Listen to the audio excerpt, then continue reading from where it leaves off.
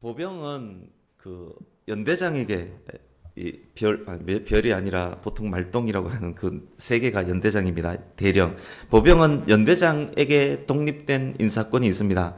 그렇지만 포병은 대대장에게 독립된 인사권이 있습니다. 쉽게 설명하면 보병은 병사 한 명 휴가 보내기 위해서는 연대장 도장이 찍힌 휴가증이 필요하지만 포병은 대대장 도장이 찍힌 휴가증으로 휴가를 갈 수 있습니다.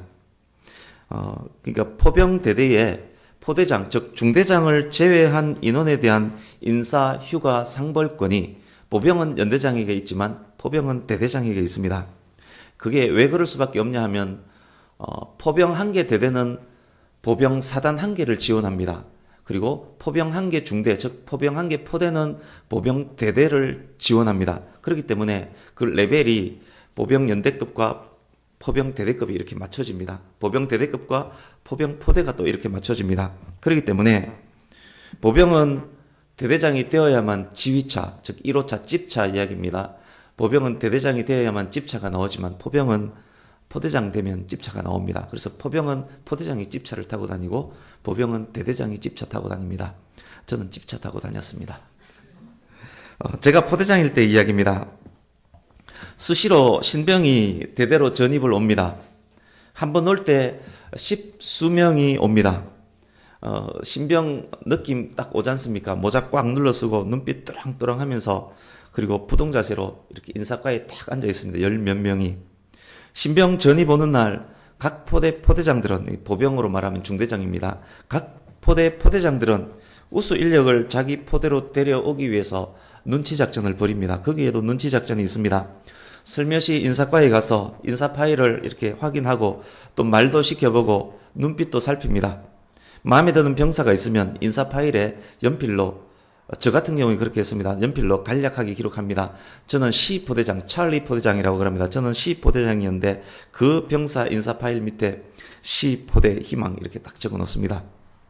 병사를 어느 포대로 배치하는지에 대한 권한은 대대장에게 있습니다.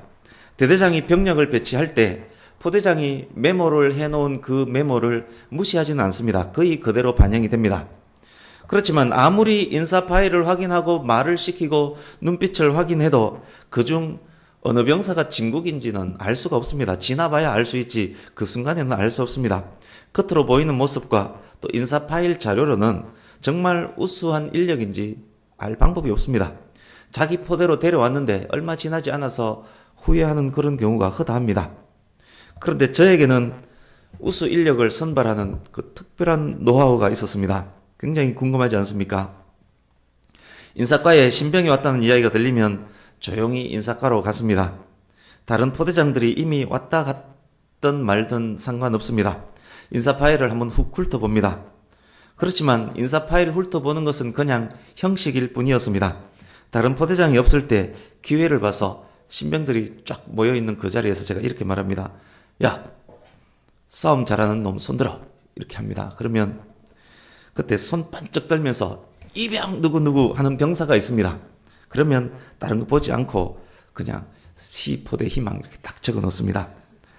설마 그때 그런 병사가 있겠냐 싶지만 10명 중에 1명꼴로 있었습니다. 모른 척 그렇게 적어 놓고 그렇게 되면 10중 8구 우리 부대로 배치가 됩니다. 그렇게 선발한 병사가 실망시킨 경우는 한 번도 없었습니다. 그러니까 손 들지 않은 병사도 분명 있었지만 그렇게 선발해서 부대로 데리고 온 병사는 한 번도 실망시키지 않았습니다. 최소 군생활에서만은 진국이었습니다. 자대에 처음 온 신병이 포대장 앞에서 싸움 잘하는 사람 손들라 라는 말에 손들기가 쉽지 않습니다. 실제 싸움 잘하고 실제 힘이 셀지라도 만약 그때 손들면 어려운 보직을 줄까 싶어서 눈치 보느라고 손들지 않습니다. 그러니까 제가 보는 것은 그 병사가 진짜 싸움을 잘하는지 아닌지는 별 상관없습니다. 그렇게 손들 수 있다는 것은 의욕이 있다는 것이고 자신감이 있다는 것이고, 그래서 제가 노렸던 것은 의욕 있는 병사, 자신감 있는 병사, 뺀질되지 않는 병사였습니다. 그 병사는 배치되는 순간부터 부대 적응 굉장히 빨랐습니다. 뿐만 아닙니다. 그 병사가 선임병이 되면 카리스마 있게 후임병들을 잘 이끕니다. 그것이 쌓이고 쌓이면 부대 전투력이 되고 부대 전투력 측정, 부대 체육대회 등등 석권할 수 있습니다. 가장 많은 인원을 포상 휴가 보내는 그런 포대장이 될 수 있습니다. 지금 솔직히 말해서 제가 제 자랑하고 있다는 거 아시겠는지 모르겠습니다. 저는 휴가를 가장 많이, 제가 운동 잘하고 못하고는 상관이 없습니다. 가장 많이 휴가 보냈던 포대장이었습니다. 제 자랑 심하게 했습니다. 이제 오늘 말씀의 제목 한번 보십시오. 오랜만에 영어 제목을 붙여봤습니다. 혹시 A Few Good Men 이란 영화를 보셨는지 모르겠습니다. 쿠바에 주둔 중인 미 해병 부대 내에서 가혹행위로 인한 사망자가 생겼는데 군 법무관 주인공 캐피 중이 누구였습니까? 톰 크루즈였습니다. 군 법무관 캐피 중이가 그 사건을 파헤치는 이야기로 만든 영화입니다. 미 해병대의 이야기이지만 그렇지만 액션 영화는 아닙니다. 군사 재판하는 그 법정을 다루는 영화입니다. 스토리 좋고 연기력 좋고 긴장감까지 있는 그런 좋은 영화입니다. 평점 보면 9점 넘을 겁니다. 이 영화의 제목이 말씀드렸던 A Few Good Men입니다. 우리 교회에 영어 잘하시는 분이 몇 분 계신데, 저를 포함해서 몇 분 계신데 A Few Good Men, man은 복수형입니다. A Few Good Men 뜻이 혹시 무엇인지 아십니까? 잘 모르는 분들은 몇 명의 좋은 사람, 몇 명의 선한 사람 이렇게 해석합니다만 이것은 소수정예라는 뜻입니다. 소수정예. 미 해병이 소수정예 부대이고 소수정예 부대 안에서 일어난 사건을 한 사람 정예요원 톰 크루즈가 진실을 밝혀내는 그런 내용이기 때문일 것입니다. 영화 속에는 톰 크루즈 반대편에 서 있는 사람들도 등장합니다. 그들 역시 다른 차원의 애국자, 다른 차원의 소수정예입니다. 오늘 본문 말씀은 소수정예에 대한 말씀입니다. 미디안, 아말렉, 동방 사람들 연합군이 지금 이스라엘을 침입했습니다. 마치 메뚜기 떼처럼, 마치 해변의 많은 모래들처럼 대군이 얼마간의 거리를 두고 진을 치고 있습니다. 이때 이스라엘의 지도자는 사사 기드온입니다. 이 엄청난 대군들과 싸움을 할 군인들이 지금 필요합니다. 누가 저 큰 대군과 싸우게 될까요? 저들과 싸울 군인들은 어떻게 선발을 해야 할까요? 7장 1절 보십시오. 기드온이 이끄는 군대는 하롯셈 곁에 진을 쳤고 미디안 연합군은 모래산 앞 골짜기에 진을 쳤습니다. 이게 지명도 설명이 필요하지만 오늘 말씀하고자 하는 내용과 직접적 상관없기 때문에 지명 설명은 다 생략하겠습니다. 7장 2절 3절 보십시오. 하나님께서 기드온에게 말씀합니다. 너와 함께 있는 병력이 너무 많다. 이 병력들에게 내가 이 많은 병력들에게 미디안을 넘겨주지 않겠다. 싸워 이기면 스스로 자랑하면서 자기가 잘 싸워 이겼다라고 할 것이기 때문이다. 병력을 줄여라. 두려워 떠는 자들이 있으면 다 집으로 돌려보내라. 그렇게 돌려보내면서 병력을 줄여라 라고 말씀합니다. 아시듯이 하나님은 하나님의 영광을 다른 누군가와 공유하시는 분 절대 아닙니다. 이 인원으로 전쟁에 나가고 하나님께서 함께 하셔서 승리하게 되겠지만 승리의 영광을 이들이 하나님께 돌리기보다는 자기들이 잘 싸워서 이긴 줄 알고 교만할 것이 뻔하기 때문에 하나님께서 병력을 줄여라 라고 합니다. 만약 그럴 경우 교만해서 자기가 잘 싸워 이긴 줄 안다면, 만약 그렇게 한다면 하나님이 받으셔야 할 영광을 교만한 이스라엘 스스로가 차지하는 꼴이 되고 맙니다. 만약 그런 일이 일어난다면 그것은 이스라엘이 하나님을 거스르는 것이 됩니다. 그래서 하나님께서 병력을 줄여라 라고 하십니다.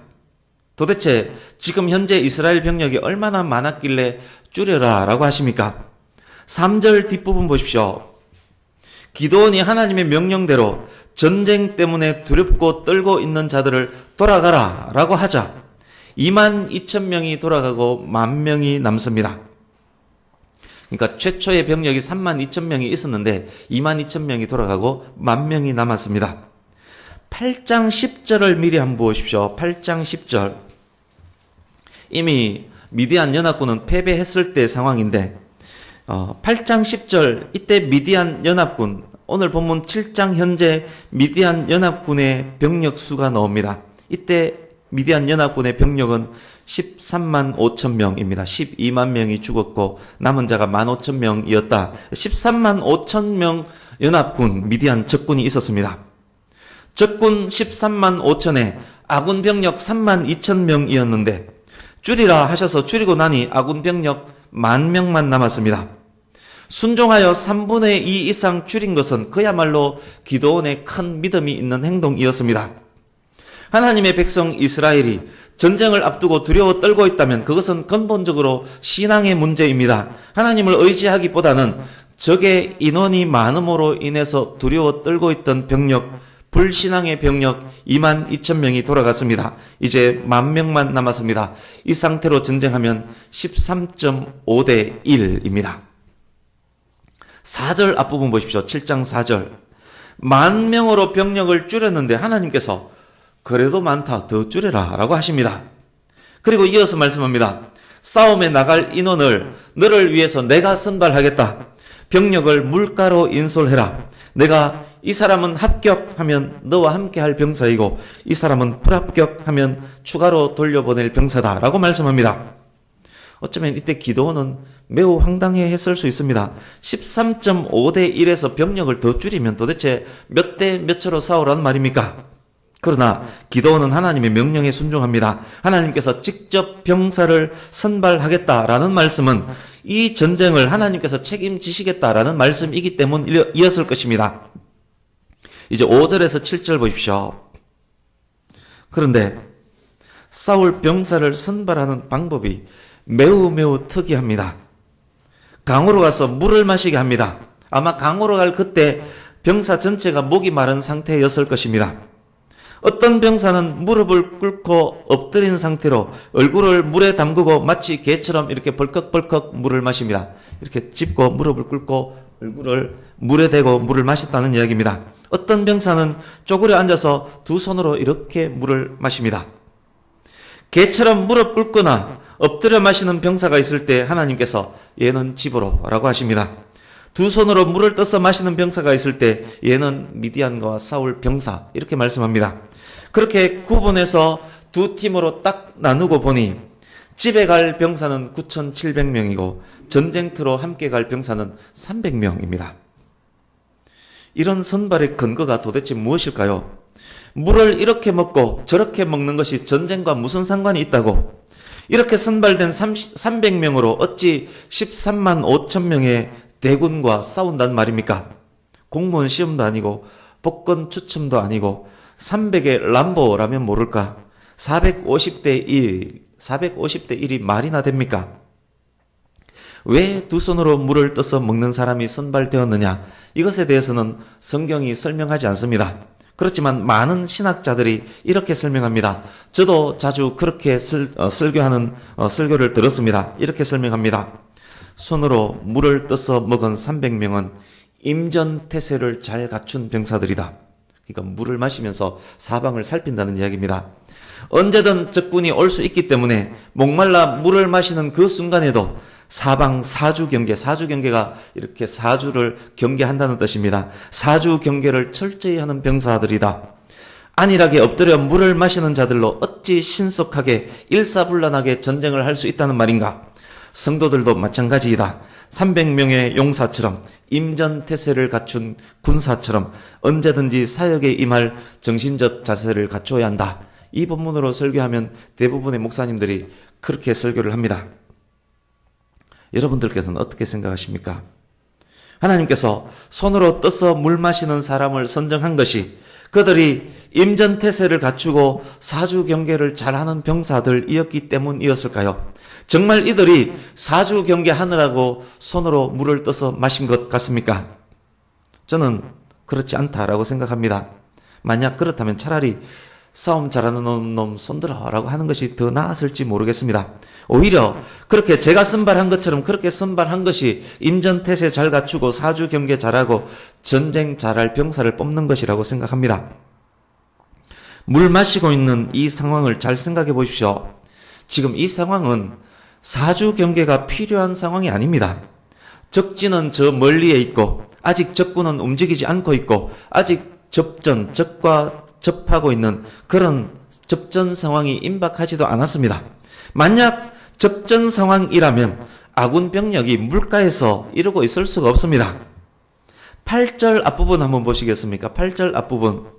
300명이 선발된 이후 그제서야 그들에게 양식과 나팔이 지급됩니다. 이들에게 나팔은 무기이고 양식은 전투의 필수인 전투 식량입니다.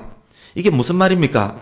물가로 나온 현재 이들에게는 아직 전투 식량도 변변한 무기조차도 지불되지 않은 그런 상황이라는 말입니다. 이들에게 무슨 사주 경계를 요구하고 사주 경계가 어찌 이들 선발의 조건이 된다는 말입니까? 이렇게 물어볼 수 있습니다. 만약 적군 몇 명이 숨어서 아군의 동태를 살펴보고 있을 수 있지 않습니까? 그러니 사주 경계 당연히 해야 되지 않습니까? 이렇게 물어볼 수 있습니다. 그것 역시 이 상황에 맞는 말이 아닙니다. 이스라엘 주 병력을 물가로 데려가서 그곳에서 싸울 인원을 선발하고 있다면 물가는 주 병력이 있는 매우 중요한 공간입니다. 기본적으로 물가는 안전이 보장되어야만 하는 그런 공간입니다. 그래서 물가의 주병력으로 이끌기 전에 이미 주변은 이미 순찰된 상황입니다. 순찰되고 이미 수색된 상황입니다.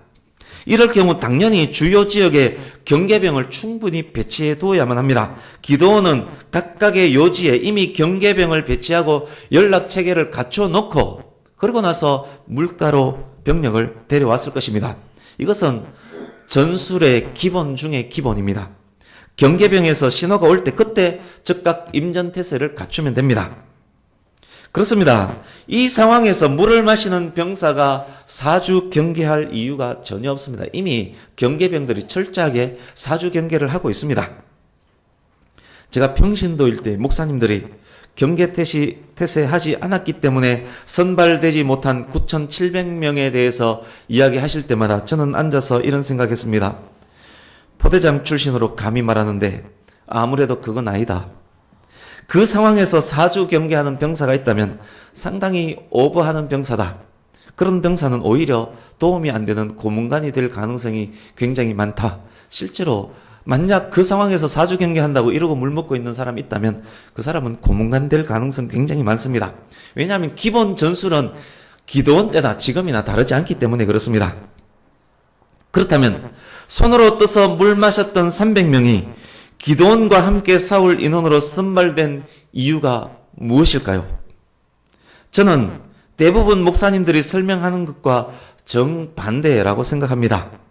이게 저만의 생각인 줄 알았는데 사실은 저와 같은 생각을 하고 있는 학자들이 많이 있음을 최근에 사실 알게 되었습니다. 저처럼 생각하는 학자들도 많이 있기 때문에 제가 설명하는 이 내용에 신임을 주셔도 틀림없는 신임일 것입니다. 잘 생각해 보십시오. 목마른 10,000명의 병사가 물가로 왔습니다. 마실 수 있는 깨끗한 물이 앞에 흐르고 있습니다. 기드온이 가서 물 마시라 라고 합니다. 여기로 인솔된 진짜 이유는 모르지만 어쨌든 목마른 병사가 편하게 물 마실 수 있는 시간이 주어졌습니다. 전쟁에 참여할 혈기왕성한 남자라면 돌아갈 기회가 주어졌지만 하나님을 향한 신앙으로 두려워하지 않고 남아있는 10,000명이라면 그런데 지금 목이 마른 상황이고 그 앞에 깨끗한 물이 흐르고 있다면 이때 보통의 남자라면 어떻게 물 마시겠습니까? 줄 세워놓고 1열 가서 물 마셔, 2열 물 마셔. 그러면 이 병사들 어떻게 가서 물 마시겠습니까? 엎드려서 얼굴을 물에다 대고 벌컥벌컥 들이키는 것 지극히 정상 아닙니까? 그렇게 생각한다면 손으로 물을 떠서 마시는 300명은 어떤 사람입니까? 돌아갈 기회가 주어졌지만 돌아가지 않았던 것을 보면 기본적으로 하나님을 향한 신앙이 있는 사람들입니다. 기본적으로 애국심은 있습니다. 기본적 정신적 자질을 갖춘 사람은 확실합니다. 이들도 10,000명 속에 섞여서 물가로 갔습니다. 목마른 그들에게 가서 물을 마시라고 합니다. 이런 상황에서 다소곳이 가서 쪼그려 앉아서 두 손으로 물을 떠서 홀짝홀짝 이렇게 먹습니다. 여러분, 약 30명 중에 10,000명 중에 띄엄띄엄 보이는 이 30명들, 이 사람들 300명의 모습이 어떤 사람으로 보입니까? 사주 경계 잘하는 투철한 군인 정신에 임전태세 갖춘 용감한 군인으로 보입니까? 아니면 싸우겠다고 지원한 군인은 맞는데 샌님 같고 한편으로는 여성스럽고 한편으로는 어리버리한 군인 같습니까? 그렇습니다. 이 300명은 싸움 잘하는 사람 손들어 할 때 손 번쩍 들 수 있는 그런 위인들 아닙니다. 오히려 이 사람들은 10,000명 중에 힘으로는 가장 약한 300명들입니다. 여기 300명은 호리호리, 어리버리, 새가슴, 순둥이 300명입니다. 8절 다시 보십시오. 어리버리 순둥이 300명이 따로 분리되어서 지금 옹기종기 앉아 있습니다. 그들에게 양식과 나팔이 지급되었습니다. 기도원이 그 300명에게 너희들은 어디 가지 말고 여기 있으라 라고 합니다. 그때 그들을 300명 순둥이들이 예 하면서 앉아 있습니다. 꼴이 참으로 우습지 않습니까? 전쟁을 하겠다는 것입니까? 말겠다는 것입니까? 그러나 하나님께서 그렇게 선발된 이들 300명을 사용하셔서 13만 5천의 미디안 대군과 싸우게 하실 것입니다. 지금은 어리버리 300명이지만 이들과 함께 하셔서 소수정예 300명이 되게 만들 것입니다. 하나님께서 친히 싸우시겠지만 그 싸움에 이들 300 순둥이들을 사용할 것입니다. 기드온과 300 순둥이들이 하나님께서 함께 하심으로 승리하셨음을, 자기들 힘으로 승리한 것이 아니라 하나님께서 함께 하셨으므로 승리하셨음을 만방에 증거하는 정인들이 될 것입니다. 사사기 6장으로 잠깐 가보겠습니다. 사사기 6장 11절에서 16절을 눈으로 보시면서 들어주십시오. 300명의 인원을 선발하는 오늘 본문과 연결 지으면서 이 말씀을 눈으로 보십시오. 미디안 군대가 수시로 들어와서 이스라엘을 못살게 굽니다. 그때 기드온이라는 사람이 있었습니다. 기드온이 지금 어떻게 하고 있습니까? 미디안 군대가 무서워서 밀타작하는 것을 미디안 군대가 눈치채지 못하게 하기 위해서 밀타작을 포도주 틀에서 조용히 밀타작하고 있습니다. 300 순둥이를 이끌 기드온이 사사로 선발될 때의 장면입니다. 기드온 역시 이 장면을 보면 순둥이였음을 알 수 있습니다. 그때 여호와의 사자가 기드온에게 말씀합니다. 큰 용사여, 여호와께서 너와 함께 계시도다. 가서 미디안의 손에서 이스라엘을 구원하라. 기드온이 그때 대답합니다. 무슨 말씀하십니까? 제가 무슨 능력으로 이스라엘을 구원한다는 말입니까? 우리 집안은 므낫세 지파의 여러 가문 중에서 극히 약한 가문입니다. 뿐만 아닙니다. 저는 우리 집에서도 가장 약한 자입니다. 어리버리 호리호리 순둥순둥 연약한 저에게 지금 무슨 말씀을 하시는 겁니까?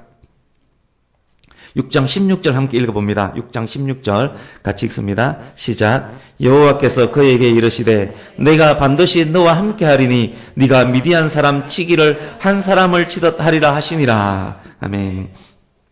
하나님께서 기드온에게 이렇게 말씀하신 것입니다. 네가 비록 어리버리하고 약하지만 내가 너와 함께해서 큰 용사가 되게 하겠다.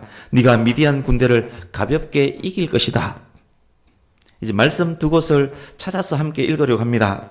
지금까지 말씀을 생각하시면서 머릿속에 정리하면서 논리 전개가 이렇게 되는구나 기억하시면서 그렇게 읽겠습니다. 고린도전서 1장으로 갑니다. 신약성경 제 성경으로 264페이지 고린도전서 1장 27절에서 29절을 한 목소리로 읽습니다. 고린도전서 1장 27절에서 29절 같이 읽습니다. 시작.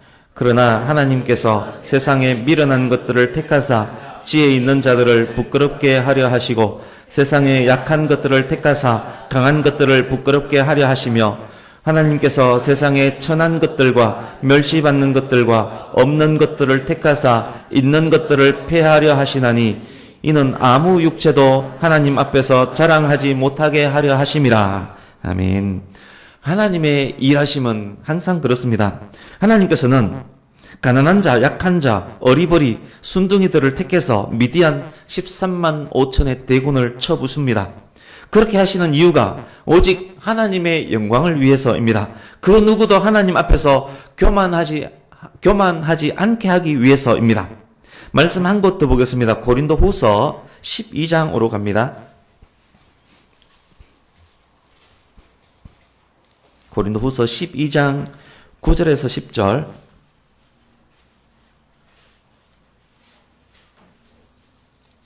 고린도후서 12장 9절 10절 같이 읽습니다. 같이 읽습니다. 시작. 나에게 이르시기를 내 은혜가 네게 족하도다. 이는 내 능력이 약한 데서 온전하여짐이라 하신지라. 그러므로 도리어 크게 기뻐함으로 여러 약한 것들에 대하여 자랑하리니 이는 그리스도의 능력이 내게 머물게 하려 함이라. 그러므로 내가 그리스도를 위하여 약한 것들과 능욕과 궁핍과 박해와 곤고를 기뻐하노니 이는 내가 약한 그때에 강함이라. 아멘. 우리가 약한 그때에, 우리가 어리버리 호리호리한 그때에 우리는 하나님을 향할 수밖에 없습니다. 내가 아픈 그때에 내가 하나님을 향할 수밖에 없습니다. 그때 하나님께서 우리에게 능력을 주십니다. 그때 약한 것들, 능력, 궁핍, 박해, 곤고를 극복할 수 있습니다. 약한 그때에 오직 하나님의 영광을 위해 오직 하나님만을 바라보는 그때에 하나님으로부터 오는 강함이 주어집니다. 하나님과 함께하는 그때에 하나님의 능력이 임합니다. 어리버리 300 순둥이들이 최정의 300 람보가 되는 것입니다. 어리버리 연약한 가문이 밀을 포도주 틀에서 타작할 수밖에 없었던 기드온 그가, 가장 약한 가문 출신인 그가, 그 가문에서도 가장 약한 가정 출신인 그가, 그 가정에서도 가장 약했던 그가 가문과 가정을 빛내는 도구가 됩니다. 오직 하나님의 영광을 위할 때 하나님께서 그를 사용하셔서 그의 가정과 가문까지 높여주셔서 성경책에 기록되게끔 만들어 주셨습니다. 성경에 기록된 믿음의 위인들은 모두 그런 인물들이었습니다. 많은 무리보다 신앙의 소수 정예들이었습니다. 노아도 그랬고 아브람도 그랬고 이삭도 야곱도 요셉도 모세도 다윗도 모두 그런 인물이었습니다. 예수님의 12제자들 역시 모두 그런 자들이었습니다. 예수님의 12제자, 많지 않은 그 무리를 통해서 세상 끝까지 복음이 전파되게 만들었습니다. 오순절 마가다락방에서 합심하여 기도함으로 성령 충만함 받았던 120명 역시 그런 자들이었습니다. 성령과 지혜가 충만했던 초대교회 7집사 역시 그런 그들이었습니다. 이제 말씀을 마무리해 가겠습니다. 본문으로 가셔서 7장 8절을 다시 보십시오.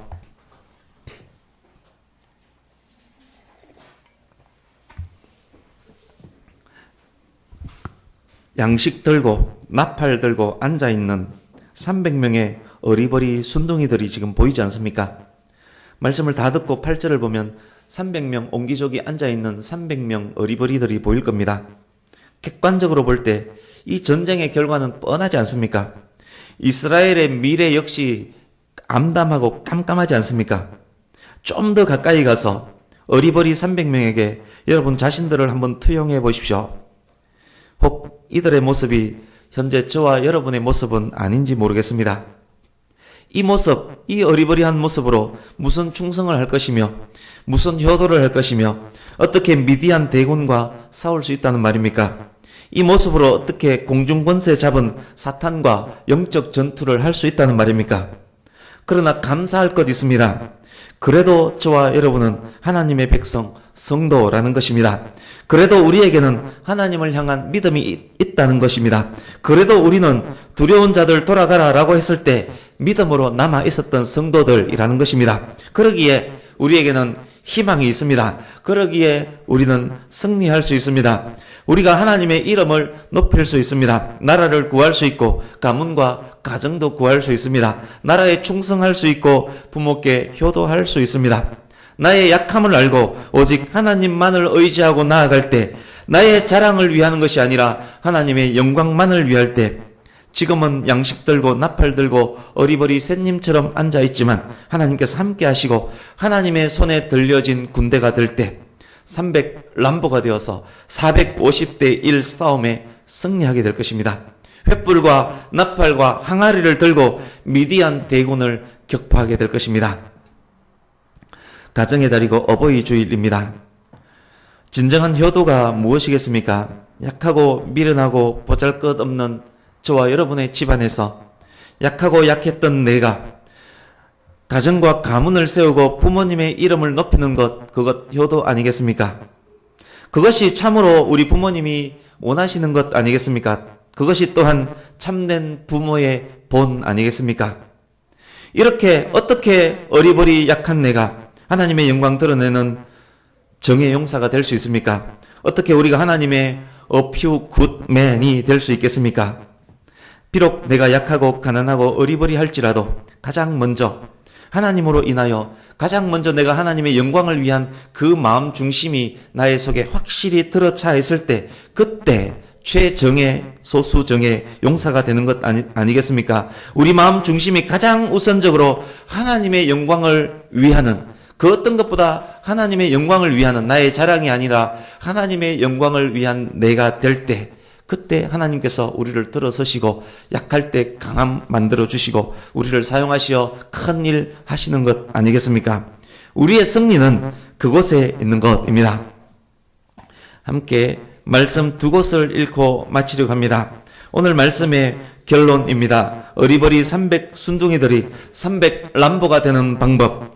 저와 여러분이 소수 정예가 되어서 세상과 싸워서 승리하는 방법, 나라와 민족을 세우고 가문을 세우는 방법, 온 삶을 통해서 하나님을 높이고 하나님만을 자랑하는 방법입니다. 우리 주보에 있는 말씀 먼저 고린도후서 10장 3, 4절 말씀 같이 읽습니다.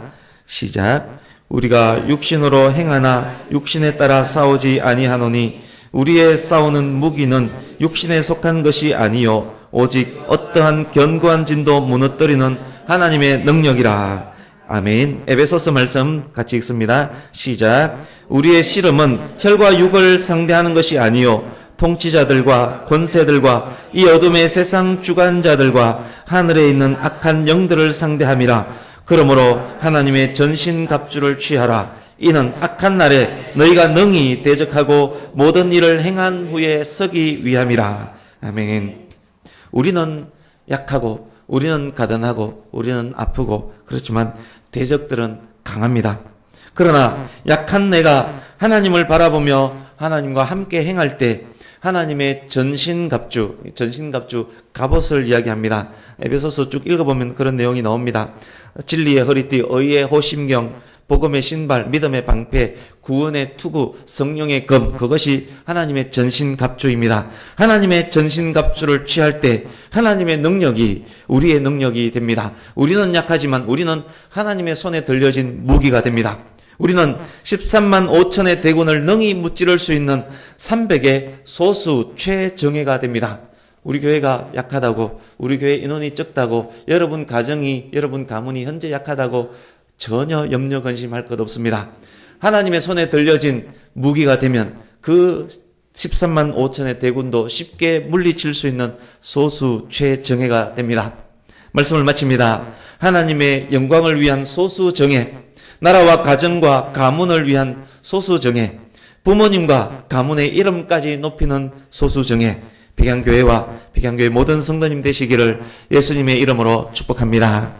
가장 중요한 것, 내 마음 중심이 온전히 하나님의 영광을 위한 사람이 되겠다. 마음 중심이 확실히 그렇게 잡혀져 있을 때 그때 하나님께서 일하십니다.